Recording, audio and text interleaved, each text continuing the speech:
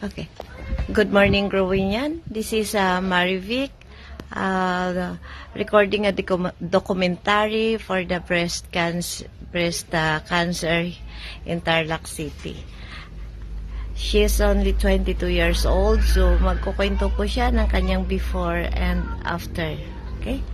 Nung hindi pa po ako nakakainom ng Atrix, yung pain po, hindi ko po siya matolerate. And then, yung breast ko po, namumula po yung niya, gawa po nung sa loob. And then, nung uminom po ako ng Atrix, mabilis lang po yung result niya.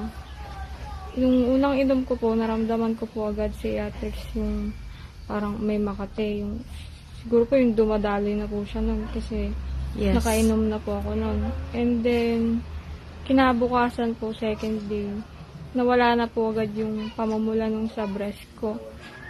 And until now po, nag-work pa rin po si Atrix. Mas nararamdaman ko po yung epekto niya. Kasi malaki po yung changes niya sa breast ko. Pang ilang days mo na ba? Bali, 9 days na po akong nagtitake ng Atrix. So, malaki ba ang nagbago?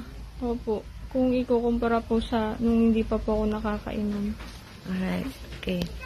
Yes, malaki po talaga ang nagbago dahil mula po sa dati na magang-maga po siya, now ay nag-dry na po siya at nakaklaro na yung kanyang nipples na before puro inflammation po yung nasa gilid.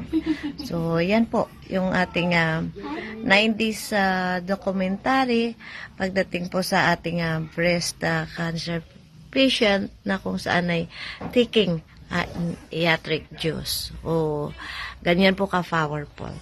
Okay, say, what will you say? Thank you po. Okay, thank you.